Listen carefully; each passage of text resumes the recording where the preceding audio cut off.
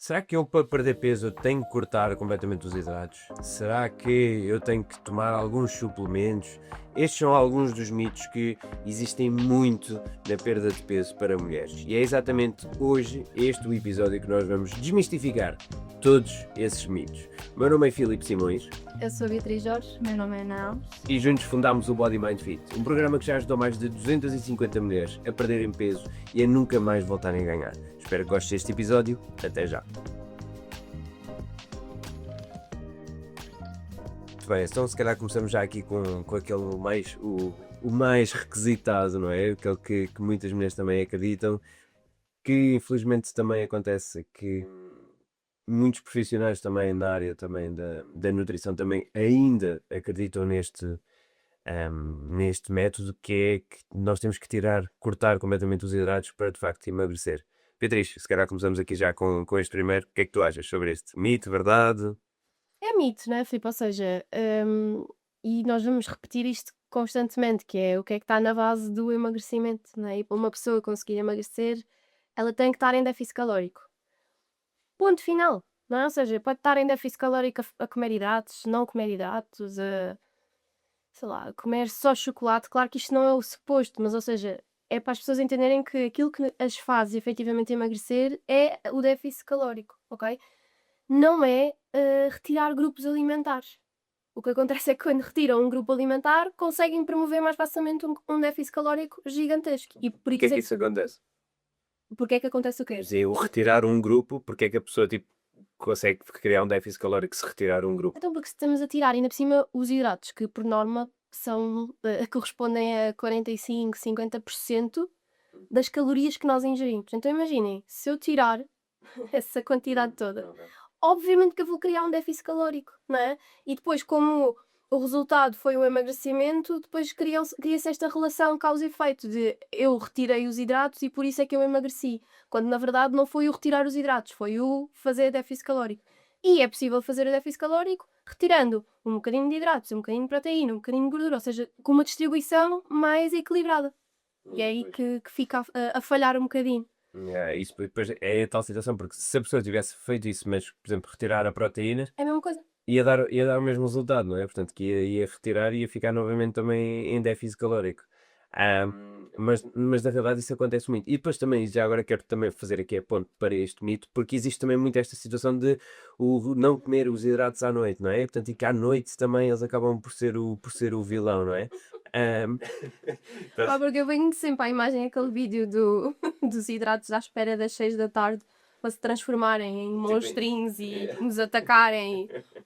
Porque é realmente cómico isso, não é? Ou seja, é importante nós percebermos que efetivamente o nosso corpo está feito para à noite começar a desligar-se, etc, etc. Mas isso não faz com que um nutriente mude a sua composição ou fique mais calórico ou tenha um poder de emagrecimento maior só porque estamos às 18 horas em vez de ser às 5h59, não é? Portanto, isso é um mito ao quadrado.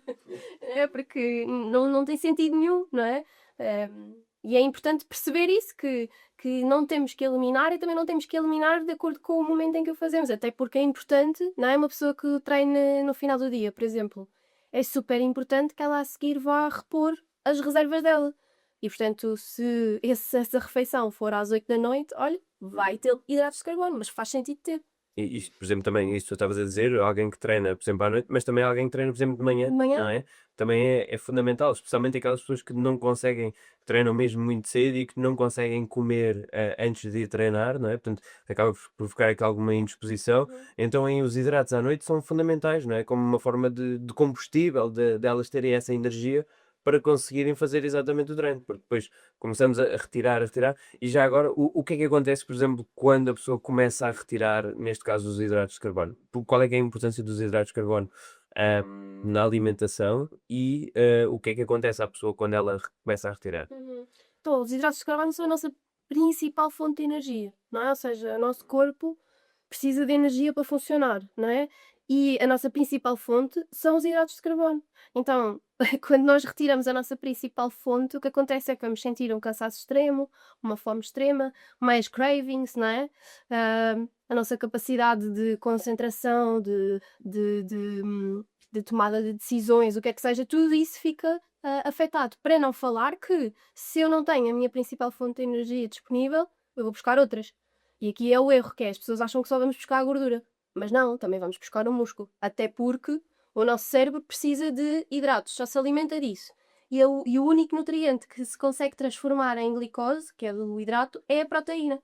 Então, se eu não tenho os hidratos lá disponíveis, eu tenho obrigatoriamente de ir buscar proteína. E isso não é o que nós queremos, né? Nós não queremos perder massa muscular. Portanto, não faz sentido nenhum, né? Exato, pá, e especialmente também para as mulheres que nos estão a ouvir, não é? Portanto, que é ainda mais importante, porque depois dos 30 anos, a perda de massa muscular, no caso da mulher, acaba por ser muito mais rápida comparativamente, por exemplo, ao homem, Uhum. não é? E isso acaba por ser um assunto que é muito importante, especialmente nesta parte em que estamos a falar da nutrição, que é um dos pilares que vai conseguir sustentar essa massa muscular e até construir essa massa muscular, não é? Boa. Queria já agora aproveitar e fazer aqui a ponto, porque há pouco tu estavas aqui a falar, e eu acho, e isso também é um dos mitos muito grandes que ainda existe, que é porque tu há pouco estavas a falar da tal situação de, ok, o déficit calórico, então, por exemplo, que eu posso fazer esse déficit calórico só com chocolate, mas colocaste ali um parênteses, mas que há aqui uma situação, não é o ideal porque, ok. E isso vem exatamente também aqui no mito que há muitas pessoas que acham que todas as calorias são iguais, não é? Portanto, e que todas as calorias são iguais. Isso é um mito, é verdade, portanto. É um mito, sem dúvida, porque, ou seja, nós temos vários nutrientes que podemos incluir e cada um tem uma função, não é? Ou seja, os hidratos não vão conseguir fazer a mesma coisa que a proteína não faz a mesma coisa que a gordura faz, então não faz sentido eu olhar para a comida só como um número, só como calorias, não é? Claro, num processo de emagrecimento é importante eu garantir que estou num déficit calórico, mas é muito importante garantir que eu estou a fazer uma composição boa, não é? Porque isso vai influenciar tudo, a forma como o meu corpo funciona, se quando eu perco o quê? Massa gorda ou massa muscular, não é? Ou seja, eu não quero só perder peso, mas eu quero melhorar a minha composição corporal, não é? E por isso é através da alimentação que eu consigo comandar como é que vai ser essa perda. Se vai ser mais de massa gorda, se vai ser mais de massa muscular, e portanto é muito, não sei se a palavra, mas é muito pobre, vá, nós olharmos para a comida só dessa forma, só como números, não é? Para não falar que depois, imaginando num processo de emagrecimento, é fundamental eu olhar para a composição das refeições. Porquê? Não interessa só se ela tem 200 calorias, mas interessa também que ela tenha fibra, que ela tenha proteína, para me deixar saciada, não é? Principalmente num processo de emagrecimento. Então é um mito completo nós acharmos que a comida são só números e são só calorias, porque isso, lá está, não nos vai levar muito longe. Pode ser bom durante um tempinho, não é? Mas é daquelas coisas que ninguém consegue estar constantemente só a pensar em números e calorias, se não estiver a sentir-se saciada, com prazer, com energia, a sentir mudança no corpo, não é? É fundamental olharmos para a composição mesmo, para a qualidade nutricional. É isso, e é tal cena, porque eu recordo-me que existe um estudo, pá, ficou bem popular nos Estados Unidos, que era dos Twinkies. Não sei Uhum, se chegaste alguma vez a isto. uhum, Pá, os Twinkies são tipo uns doces que existem na América, não é? E o que aconteceu foi que eles, para comprovarem que de facto para a pessoa perder peso era o déficit calórico, o que eles fizeram foi só alimentar, portanto, fizeram tipo um grupo de pessoas que só se alimentavam a Twinkies, portanto, a doces mesmo, não é? uhum. E de facto foi que as pessoas perderam esse peso, mas isso depois identificámos que não era o ideal, porquê? Porque acabou por trazer muita flacidez, portanto, exatamente o Uhum. que tu estavas a dizer, não é? Portanto, os Twinkies, portanto, aquilo é um doce que é basicamente é açúcar e gorduras, não tinha a proteína, acabaram também por perder massa muscular neste déficit e, portanto, vem mesmo exatamente a comprovar isso que tu estás a dizer, portanto, não é só aqui calorias. Um ponto também bastante importante e interessante, tu disseste, que eu acho que depois também é importante também perguntar à Ana sobre isso, que é qual é que é o perigo de uma pessoa olhar para a comida e só ver números, não é? Portanto, qual é que tu sentes que isso acaba por ser o perigo dessa situação? Porque nós não somos máquinas que se reprogramam, não é? E o nosso corpo, funciona de uma forma complexa, ou seja, o processo de perda de peso, tal como a Beatriz estava a dizer, o déficit calórico é importante, mas não só. O nível de stress, nós já sabemos que Por exemplo, se a pessoa tem uma má qualidade do sono, se a pessoa tem elevados níveis de stress ao longo do dia, vai acumular mais cortisol, cortisol retém a gordura, ou seja, por muito que a pessoa esteja num déficit calórico, isso vai atrasar ou bloquear a perda de peso. Por exemplo, se a pessoa, relativamente à questão da qualidade do sono, se a pessoa não dorme bem, para já não consegue recuperar totalmente do treino, porque é no sono que, no fundo, o nosso corpo transforma os estímulos que nós lhe estivemos a dar. Para além disso, as emoções têm um impacto super importante na relação com a alimentação e mesmo com o exercício físico. E por isso, muitas vezes, as pessoas estão a fazer tudo aquilo que é suposto fazer num processo de perda de peso, mas ainda assim não conseguem ter resultados, porque depois a forma como nós lidamos e regulamos as nossas emoções vai influenciar não aquilo que eu faço a maior parte do tempo, mas aquilo que eu faço nos momentos pontuais que acabam por ser de grande excesso. Por essa razão, não podemos ser reduzidos a uma conta matemática, não é? Ou seja, há um conjunto de fatores que influenciam não só a nível ambiental, mas também a nível orgânico. E aqui pesa a qualidade, não só a quantidade que nós estamos a comer, mas também a qualidade, que me vai ajudar a ter estabilidade, segurança no meu corpo. Um corpo que está inseguro, não é? Que está instável, por muito bem que eu coma e por muito que eu treine, o meu corpo não está disponível para mudar, não tenho segurança suficiente para mudar. Então, sem dúvida alguma que nós não podemos reduzir o processo de perda de peso única e exclusivamente ao déficit calórico.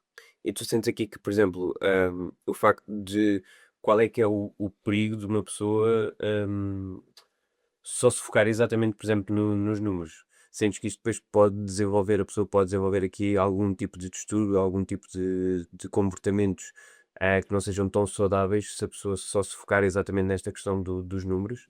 Sim, olha, a 2 níveis, essencialmente, na relação com a alimentação, porque no fundo promove aqui o desenvolvimento de perturbações de comportamento alimentar, mas também aqui a nível da autoestima, ou seja, se eu vou reduzir, e nós vemos isto a acontecer com bastante frequência, né? E muitas das mulheres que nos chegam vêm com este perfil, que é se eu vou reduzir única e exclusivamente o meu sucesso pessoal e do meu processo de perda de peso àquilo que acontece na balança, então eu vou-me destruir, né? Porque a balança não vai mexer sempre à mesma velocidade. O meu corpo, às vezes eu brinco com as meninas e costumo dizer-lhes, quando elas começam a ficar frustradas com alguma estagnação da balança. Quem perdeu não tem para perder, e é isto que acontece, ou seja, no processo de recomposição corporal, eu vou tirando massa gorda, mas eu vou construindo massa muscular. Nós mulheres oscilamos imenso ao longo do mês com o ciclo menstrual, e por essa razão, se eu vou reduzir única e exclusivamente ao número que aparece na balança, para já eu vou desenvolver uma relação emocional com a alimentação, vai ser uma obsessão de estar a controlar à miligrama aquilo que eu estou a ingerir e não vou conseguir desfrutar dos eventos sociais, dos aniversários, dos jantares, em família, com amigos, e vou, sem dúvida alguma, fragilizar a forma como eu me vejo a mim mesma, porque vou sentir que estou sempre a falhar.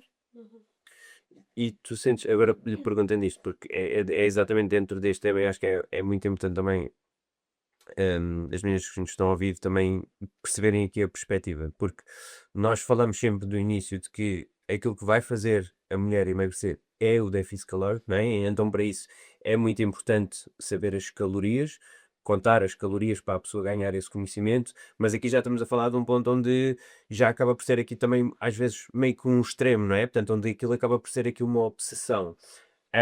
E eu queria te perguntar, Beatriz, quando é que, por exemplo, por exemplo, é para toda a gente?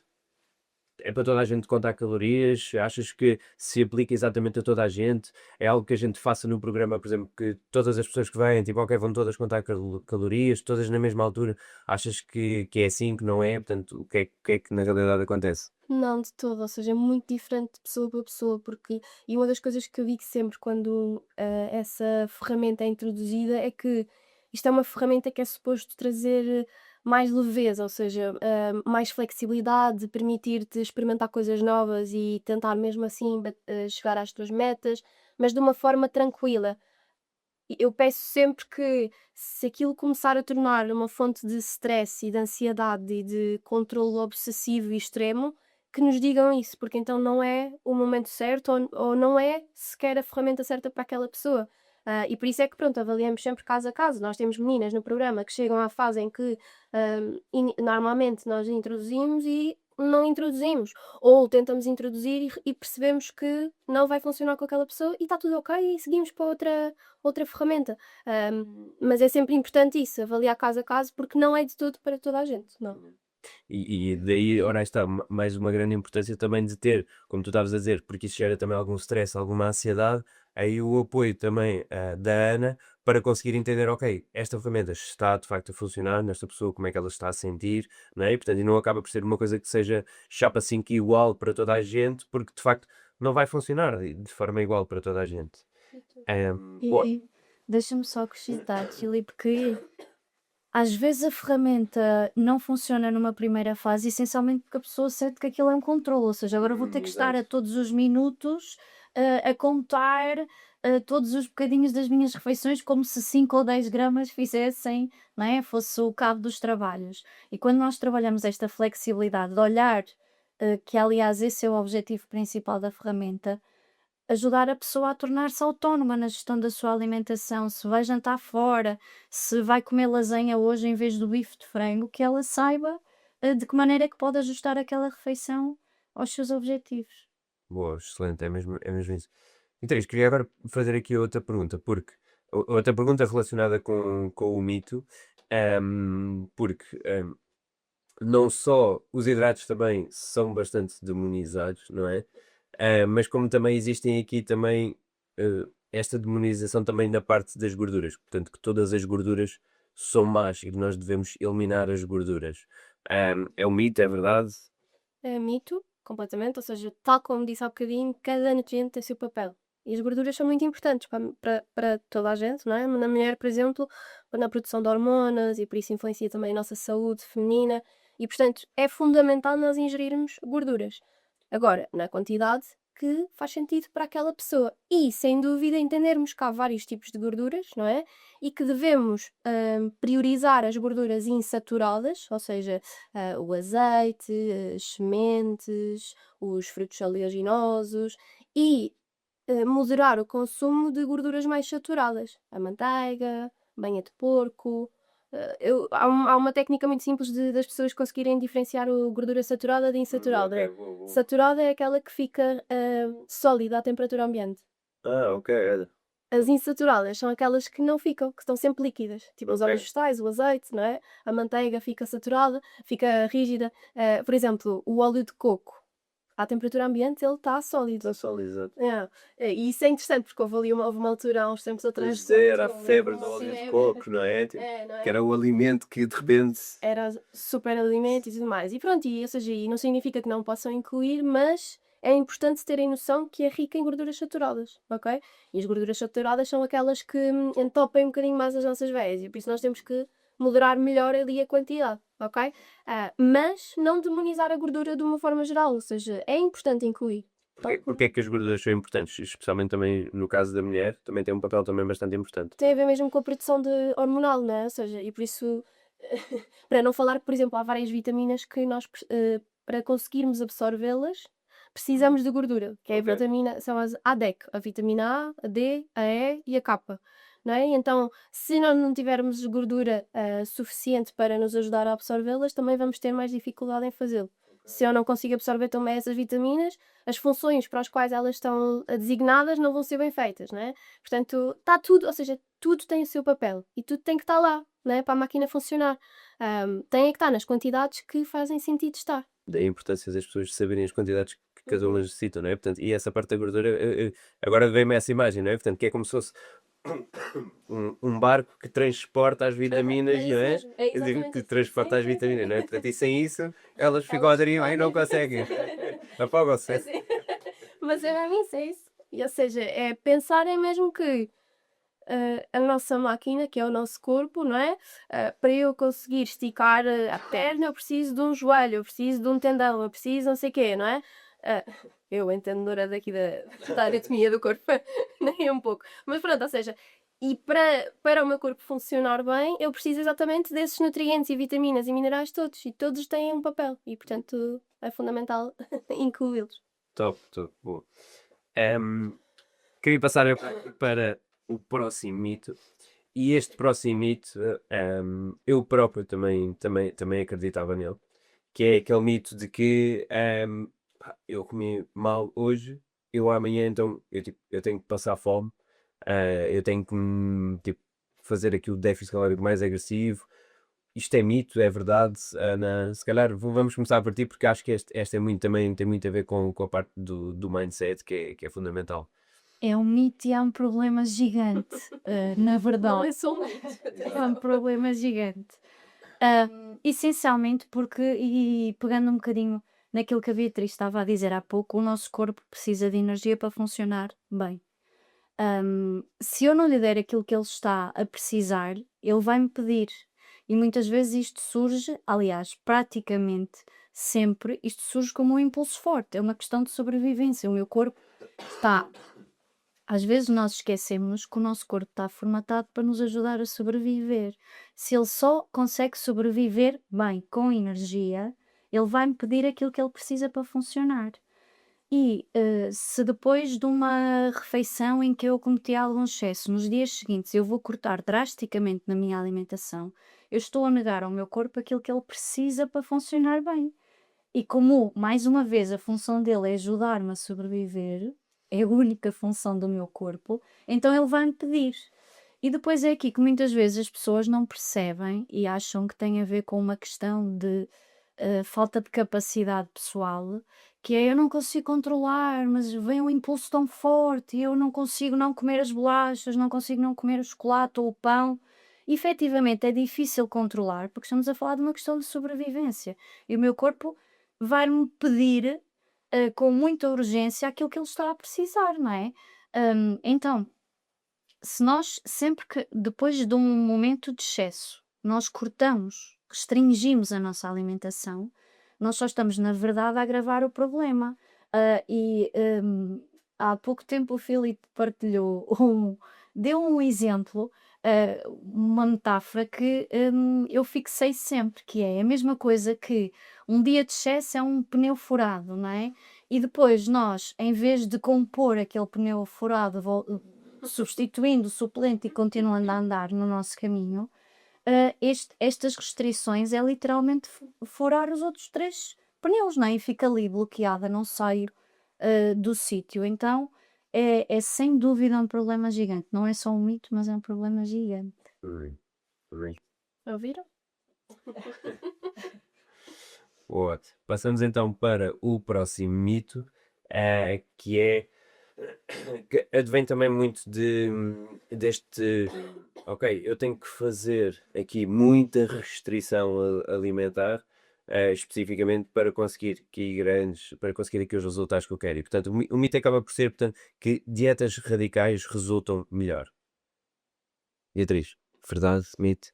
É, é, é, é um mito. Ou seja, e tem muito a ver com isto que a Ana está a falar, não é? Vamos pensar numa pessoa vamos pensar no perfil que nós estamos habituados a trabalhar também, que são mulheres que viveram a vida toda a tentar passar por várias dietas, por várias abordagens, e decidem experimentar mais uma vez, não é?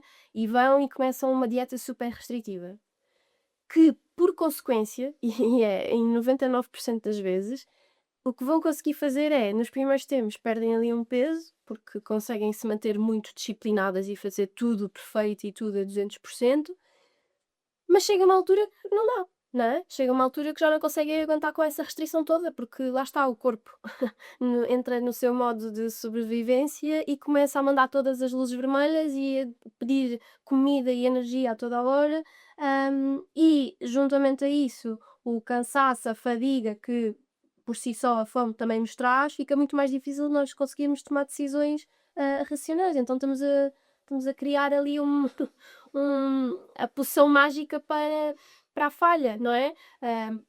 porque quando é demasiado radical, vai ser sempre também muito temporário. Não tem como ser prolongado e ser uma mudança que se consegue manter por muito tempo. Pois, porque requer muito esforço. Demasiado esforço, Exato. não é? Muitas mudanças, acaba por ser também aquilo que nós vemos, que acaba, essas dietas radicais acabam por a pessoa ter que fazer muitas mudanças na sua vida para conseguir manter e acaba por não ser sustentável a longo prazo, não é?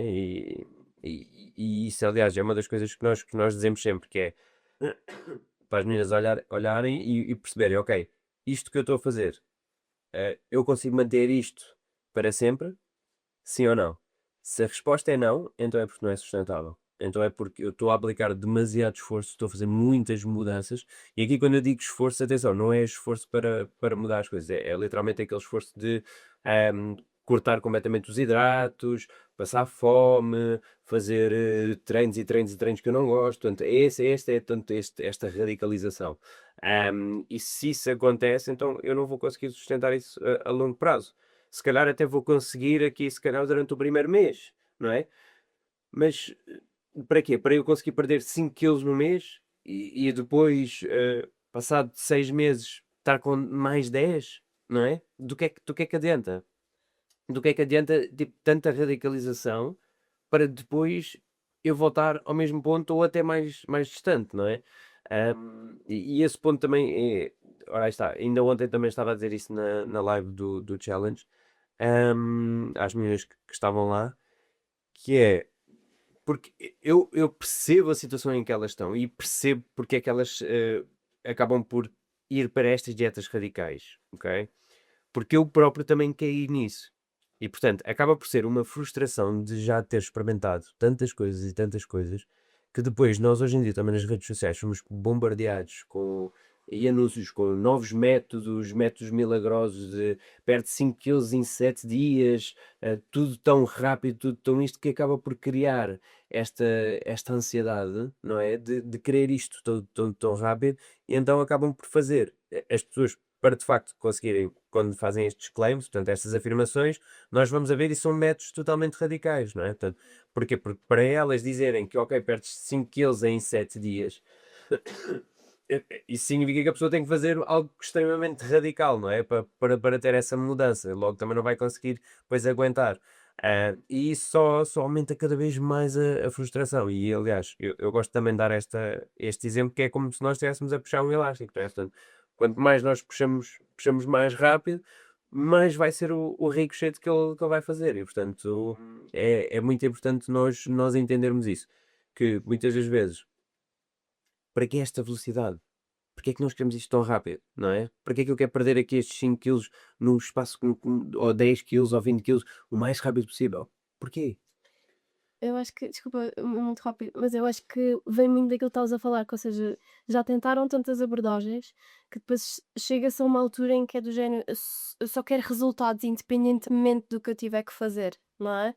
Ah, mesmo sabendo que esse independentemente do que eu tiver que fazer é uma mudança completamente radical da vida, não é? Ou seja, porque para eu conseguir perder 5 quilos em 7 dias, eu vou ser super regrada na alimentação, eu não vou ter um almoço na família, eu não vou tirar tempo para ir beber um café com. Não, tenho que estar a treinar, tenho que estar a comer, percebes? Então, mas eu acredito que seja muito isso, é essa. Eu acho que é essa urgência e ansiedade de querer os resultados o mais rápido possível, porque já estão há tanto tempo, se calhar, Não quero estar a mais tentar e naquela não querem estar situação mais. também, não Yeah.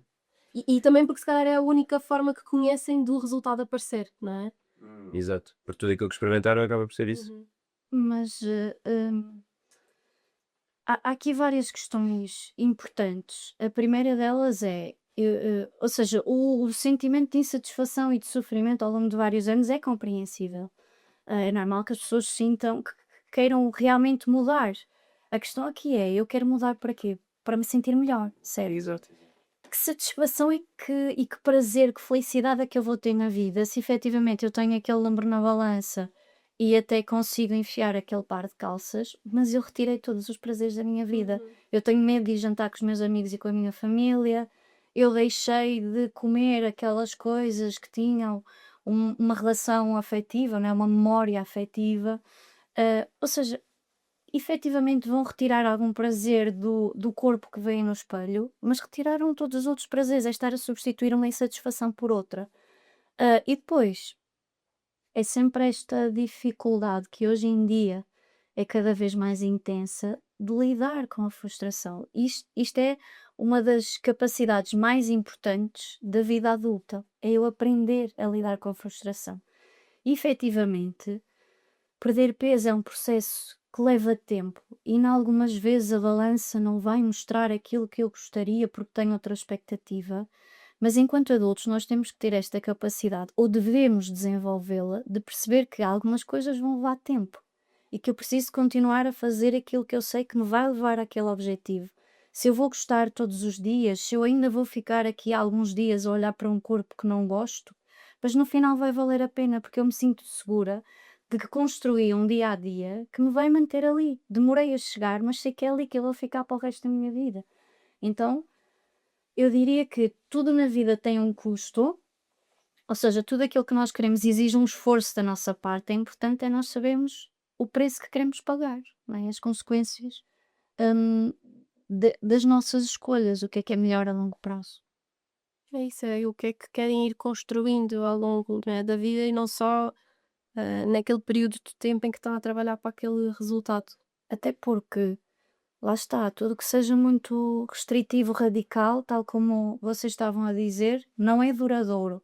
E de cada vez que eu volto lá atrás, eu parto sempre muito mais frustrada. Ou seja, tive ali uns mesezinhos de satisfação, mas depois volto novamente e sinto-me ainda pior, porque tentei mais uma vez, esforcei-me, fiz um sacrifício gigante e se calhar 2 ou 3 meses depois estou novamente. Voltou. Pois. E depois é muito mais difícil acreditar que daria para sair dali. Exato. Depois é a culpabilização e levamos a esse ciclo que é bastante comum. E depois é muito difícil, não é? As pessoas acreditarem que isto é mais uma coisa, e até pode ser a coisa certa, não é? Ou seja, quando nós explicamos à pessoa para conseguires perder peso de forma realista e sustentável para o resto da tua vida é isto, mas a pessoa já acreditou tantas vezes que depois efetivamente há muita gente que desiste de vez e que vive insatisfeita. Meninas, tal e qual como conseguiram entender neste episódio, os hidratos não são os vilões, os métodos também de querer estes resultados rápidos também não vos vão ajudar, mas nós compreendemos e, portanto, espero que gostes deste episódio. Nós não fazemos qualquer tipo de anúncios e, portanto, se de facto tu gostaste, a única coisa que eu te peço é ajuda-nos a chegar mais longe e partilha este episódio com uma amiga. Muito obrigado por estares desse lado, até ao próximo episódio.